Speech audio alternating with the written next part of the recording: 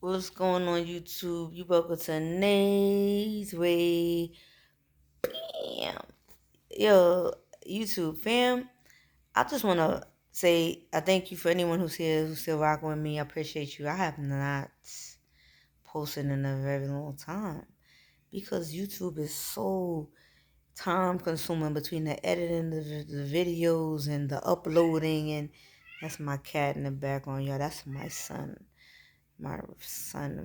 When people don't believe when you're a pet parent that even those of us pet parents who can relate, when people say, your dog or your pet or your cat, your son, yeah, they have medical bills, vets, their food, they have attitudes, they have personalities. You have to care for them. You have to find them babysitters if you want to go. Therefore, he is my son, my pet son, not my physical son, 'cause that's obvious. But anyway, that's neither here nor there. But real quick, I just wanted, well, I don't know how quick it's gonna be because I'm venting. Yeah, I haven't been on here for a minute because I just was taking a break because, like I said, it's so time consuming. But I wanted to just talk real quick about family, an experience that I recently had to go through. That I hope, or if anyone has experienced that, feel free to drop a comment. If not, then hey, it is what it is. But you know how I am. I don't hide. I mean, there's things. I am a private person, but for what? Like when it happened to me, it's my life. I'm going through. Well, I'm not going through, but it happened. You know what I'm saying? A family. We can't pick who our family happens to be. We're born into family. So with me, I just recently celebrated a birthday. Had a blast, a beautiful time with people that I wanted to be with, who we didn't have to worry about any drama, and it was just I was tired. We just party. But thank you, Father up above Jehovah, for blessing me with another year of life.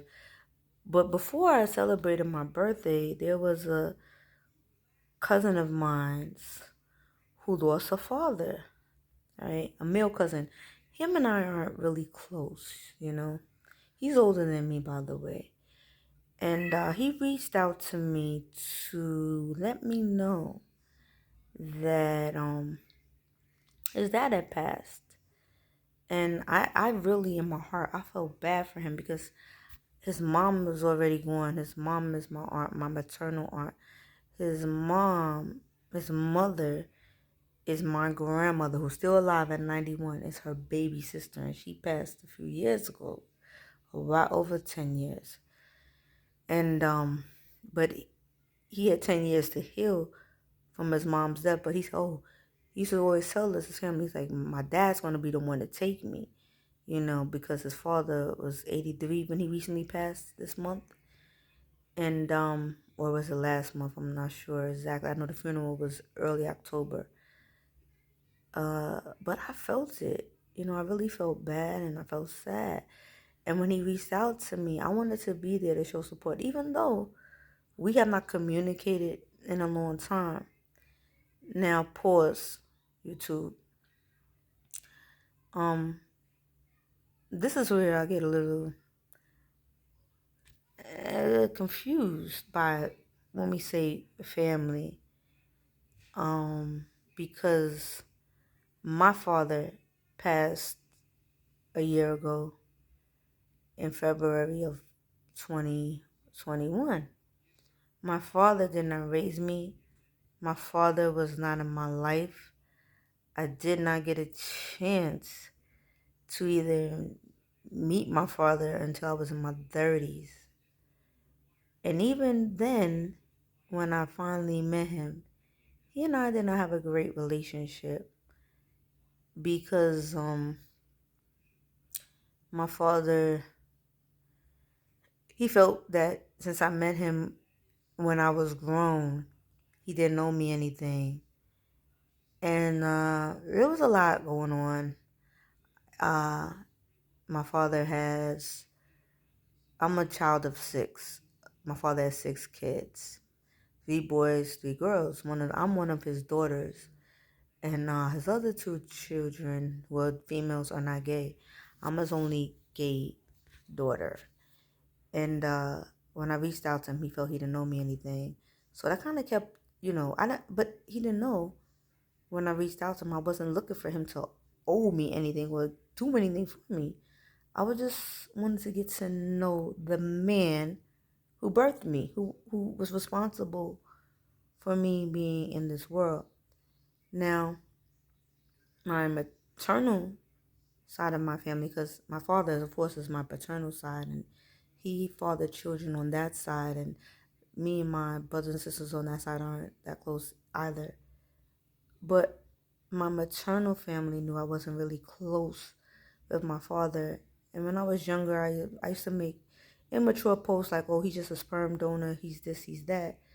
And when he passed, it really took a toll on me. I thought I would be able to handle it a lot differently.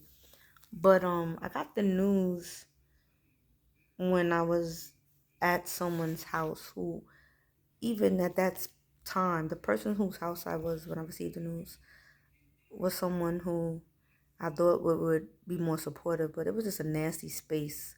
I was going through a bad time with that person, and I received the news of my father's death, and it took a toll on me. And during that time, I was also going through a difficult time at work because I had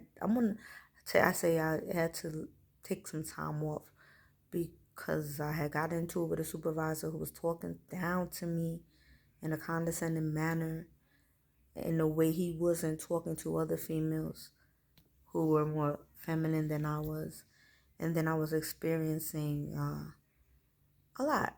So I let him know in a way that there goes my cat. He wants to make his appearance. This is Amber, by the way. I love him. It's my son that I told y'all about. I wanted to let my supervisor know he could not just talk to me anyway. And then one thing led to another, and it led to me getting suspended from my job due to insubordination.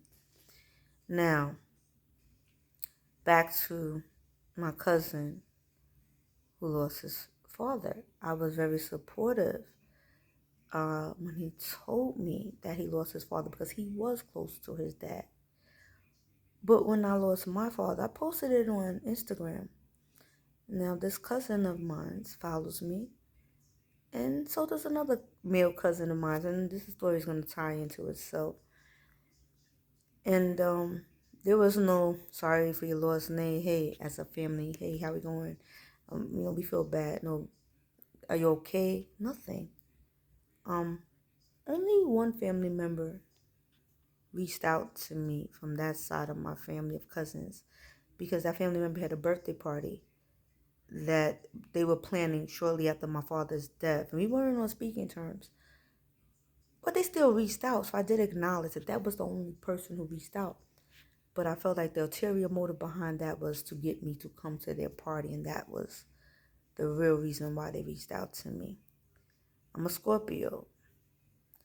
I'm not really big into signs or whatever, but one thing about me, I've always been, I've never been into cliques, I've never been into crowds, I've just done my own thing. And I don't like to be phony. You could read it. I don't even know how to do it because if I'm not feeling the crowd, I'm gonna say to myself, I'm not gonna try to blend in and make it all like I'm cheesy, easy breezy. No, because that does nothing for me. I just rather be myself. So why am I trying to impress people at the end of the day who could care less about me, or people who are not trying to impress me? I'm just as important as you are. But there was a cousin who reached out to me when I was doing my suspension from my job and was like, "Hey, I'm hearing some things about you, some bad things about you that you don't got your job and you're this and that." And mind you, this person only reached out for negativity. It's almost at the globe. The same male cousin who reached out was incarcerated recently, maybe 3 or 4 years now. Got herself together, got a city job, and moved from the projects into a luxury building that he's renting from with his so-called wife, who helps him pay his car note because he drives a BMW and helps him pay his bills. Now, this person thought he was going to be in my business and tell me, I'm hearing this about you and this and that. And you got to thought he can educate me and tell me how to run my life. And I'm like, this sounds so fake and phony.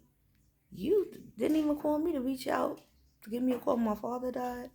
You didn't even call to reach out. If you heard I was suspended, or you heard I wasn't working, the first was due to a suspension.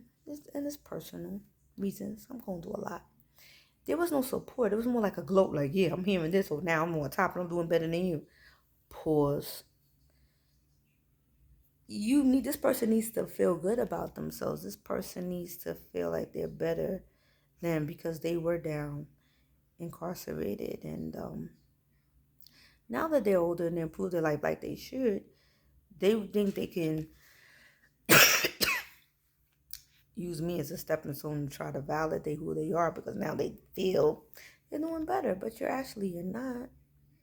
You're really not. And I don't have to prove anything to you. So he's so fascinated by my life, how I pay my bills. He's like, oh, you still got your car?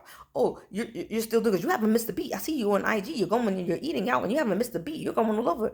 But you're not liking any of their pictures, but you're being nosy. To me, that's female traits. You're watching, you're on IG. You're gossiping about me as my family member. Not to be supportive. The same person, when I moved here, I called this person to help me put up TVs, paid them cash. They didn't do anything for free as family because they have a business and I support it. I didn't have to give my money to that person. I could have paid somebody else. But me, I put money in their pocket. And when they were out on the streets and when they had their first child, couldn't buy diapers, I gave them money. Now they could lie about it, or maybe they have amnesia about it. I don't. At the time I was dating my ex who passed away from lupus, her name is on my arm, right? And she had lost the ability to walk and she was in a wheelchair. And the same male cousin, I asked him to help me drive with her because it was about a 3-hour drive. We were going to Atlantic City. And I also needed help carrying her out of the wheelchair into the wheelchair. And we had a hotel and I got one room. He said he would be fine sleeping on the floor, right? No problem. But peep it, he was so high and so stupid and so thirsty, grimy. I would never make this up, ladies and gentlemen. He's an habitual liar. Anybody who knows him probably can attest to this. An habitual liar. But he don't have to, he can lie. That's what I'm expecting him to do and deny it. But why would I make this up? My ex at the time, we went to Atlantic City. We had a hotel room. He said he's gonna sleep on the floor, so I was gambling, drinking, and I came back to the room with him. And after we was drinking, he said, we ordered. We went downstairs, got extra a blanket. He made a pallet on the floor, and me and my girl at the time were sleeping in the bed. And we went up to bed like 2 in the morning. About 4 or something, she started pinching me because she can't walk or nothing, but she was pinching me, trying to wake me up, hitting my leg, hitting my leg. And I said, what, I'm sleeping. She said, your cousin has his hand in my vagina. I was still sleeping, I was dreaming. I said, what? She said, your cousin has his hand in my vagina. So I said, what the fuck? So I immediately put my hand in her vagina and his hand was there. So I took his hand and I threw it off of her vagina and I turned on the lights. And you know what? I looked over, he acted like he was sleeping on the floor. Ladies and gentlemen, I forgave him. Because I chalked it up to him just being a man and him just doing something. Because he thought that she was paralyzed. She was not paralyzed.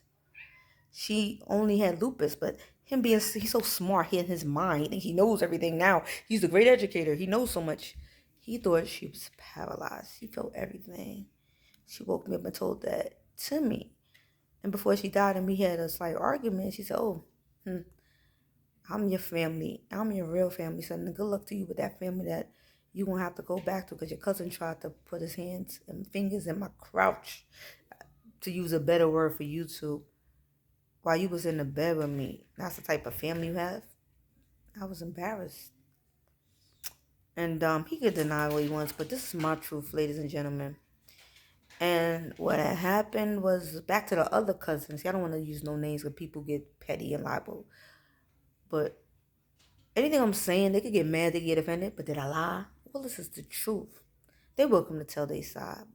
But I'm not lying about anything. Now, the older cousin who they're like brothers now. They're two male cousins, mind you. All right. I don't want to say their names because I'm not going to give it to them like that. But they know who I'm talking about. The male cousin who's older than me and my other cousin, his father died. I went to the funeral. Then I went the second day after the burial to his house because, family was gathered together.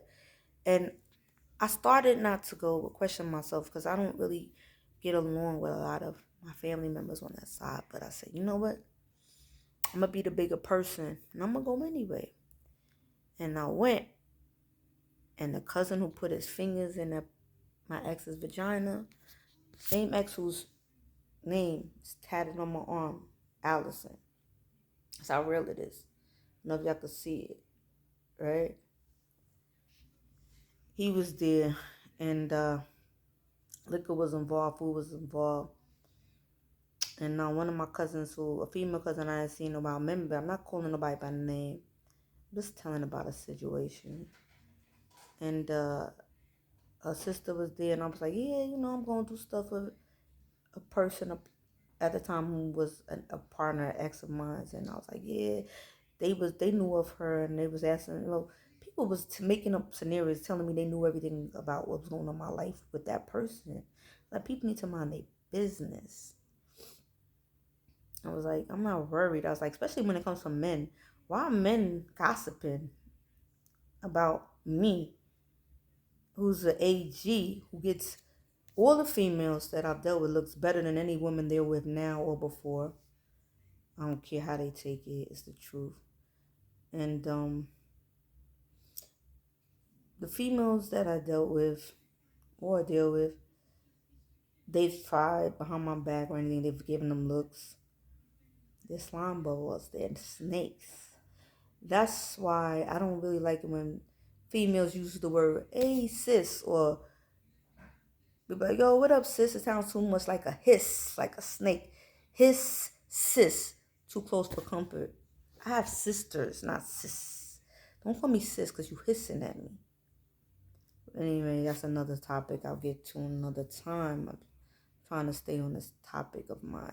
So anyway, I go to the repass again.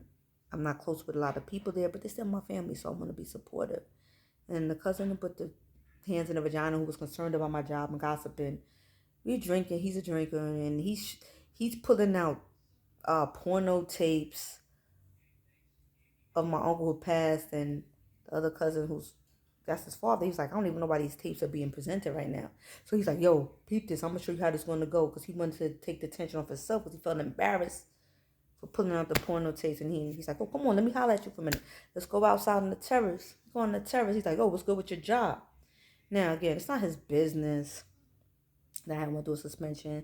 It's not his business that I was on, a leave or whatever. It was like, I heard that's a rap for you. I heard, like, gloating. But it's not. But I didn't really owe it to him to explain what's going on. So I'm like, since we talking business, I was like, how's that property that you're bragging to everybody that you're renting? He's telling everybody he's paying $3,000 a month to rent in New York. You work for the city, you're paying $3,000. You're not paying it by yourself. You drive a BMW, you're not paying the car note by yourself. You're not paying the insurance by yourself, no. But again, these people need to feel important. So he's telling me again, I'm not married. None of my bills are paid by a female or a man, clearly, because I don't need that.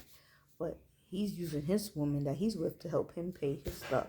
So I guess it made him feel good to try to see if he can weave in a way to try to make me feel down. Like, oh, how's your job doing? I heard it's not going too good for you. That's a wrap for you. And I was like, oh, how's that $3,000 you're paying for a rental going for you?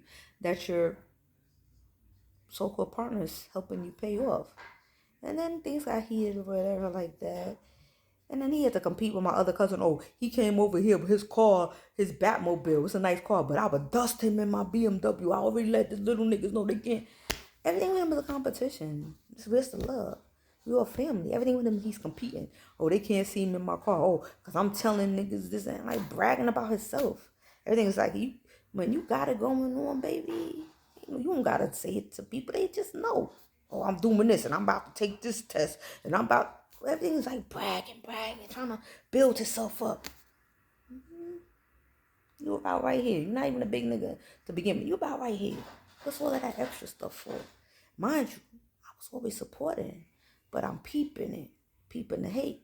So when I came back with the same energy that was being brought to me, I'm take it now. All the rest of the family sitting around in the living room, and they hear us arguing. So I'm like, yo, I'm gonna be looking like, because they will rock with him, and then they told you I'm not close with that side of the family. I was like, I don't want to be, and I was drinking too, so I was starting to slur, and I'm looking crazy, but I know I'm not crazy because I know what's going on. Just because I'm slurring and I'm taste, I had a little taste, doesn't mean I don't know what's going on. So me and him going back and forth. Eventually, I was like, listen. I started feeling my voice escalate, and I said, I'm about to get out of here. Now, my other cousin's house, whose father passed, he had a nice house, rug on the floor. I didn't want to step on the floor with my sneakers, so my sneakers was by the door. So I walked to the door to put my sneakers on so I could get ready to leave, y'all. Right? And while I'm walking to the door, I get to the door. Right while I'm by the door, the hater cousin, right? He says, yeah, she better leave because I'm about to spaz. I was about to spaz. Y'all better get her out. Y'all, first of all, I'm leaving on my own accord. There was no y'all who had to get me out. So when he's like, oh, I'm about to spaz. Spaz means you about to hit or attack somebody. You about to flip on somebody. So as I'm by the door ready to leave, he's, of course, and I say to him, spazzing on who? I said, I'm leaving. What are you talking about? Now, as soon as I say that, his brother cousin, who they're so close, so close. Oh, they're so close. Good for them. He hears him in distress because he's about to spaz on me. And the cousin whose father dies, he pushes me, y'all, into the wall, into the door. While I'm about to put on my sneakers and I fall on the ground. And when he pushes me into the door, the back of my head hits the door of his house. And I'm sitting there dazed like, damn, did my head hit the wall? And I'm trying to process everything. Like, did I just fall? And then my female cousin who I drove there, she's like, she didn't see him push me, but she's like, why you on the floor? She thought I fell because I was drunk. And I'm like, nah, I just on the floor because he pushed me. And when I got up, I went off, y'all. I talked about how if it wasn't for my grandmother who's still breathing, burying his mother who was her baby sister, him, his brother, and his dad, right? There were three men. My grandmother had to go to her mother-in-law to put his mother in the ground. That's how you do her grandchild, her granddaughter. You rock with that side of the family harder, but my grandmother helped to make sure your mom went good. She went away good. And because of a verbal exchange between me and another male cousin, you put your hands on me. And then his daughter's in the background. My baby's here. My baby's here. Because she just had a baby, you know, his granddaughter. She's like, what, 22, 20? I don't know. I don't even care. But yelling to her, just leave, just leave. My baby's here. Your dad put his hands on me. He chose the violence with your granddaughter present. Nobody knew how I was going to react. Nobody knew how I was going to react. How you telling me to leave your dad? I don't care if it was his house or not. He chose to get violence. Once you put your hands on somebody in a physical manner, you got violent. The whole family turned on me, y'all. Because when I let loose with my lips, I went in on all of them. They were fake and phony. I said, yo, none of y'all here like me. Y'all fake. This is what I get for trying to be supportive. Older cousin. She don't even teach her granddaughter to respect me. But she's my older cousin, but I'm supposed to have respect. I didn't even disrespect her. All I said was, you don't even like me. And she would have fought. If a brother, a cousin would have put their hands on her, I said, somebody would have put their hands on you, you would have flipped this whole house. You know, we're not going to let nobody do that. But I said, that's what you would have did. But I'm not going to do that. I'm just going to let y'all know. I'm just going to tell y'all about yourselves. And it was very hurtful, y'all, to have to experience that. And I did feel embarrassed and ashamed that I had to be reduced to have to curse out family members. And I was embarrassed and ashamed, but I had to yell and argue in front of elders, that because I was raised to have respect for my elders. So that's what I was embarrassed and ashamed about, because not everybody contributed to that situation. But the ones who did, I don't owe y'all an apology. And to the one who put his hands on me, I definitely don't owe you an apology, because the altercation or the conversation wasn't even between you and I. It was between another male cousin, and y'all both men. And you have to defend another man. That even reinforces how little a man both of y'all are. I wasn't mad at you telling me to leave because you don't want that arguing in your house and your granddaughter, and it's a bad time for you because you lost your dad. You didn't even call me when my dad passed. Both of y'all didn't, but I still was there for you. I wouldn't even have been upset about that. The putting the hands on me, the pushing, right? I owe you an apology. And defending him for his behavior, karma. You put your hands on somebody. I don't got no kids. You do. You don't want no men putting their hands on your daughters. I don't think you do. Karma. You know, so I'm not even hoping that happens, because at the day, those daughters are still my cousins. But they father. Now he joined some Mason society. That's what they teaching y'all over there? You a Mason now? Mm-hmm. Yeah. It's deep, y'all. It's real deep.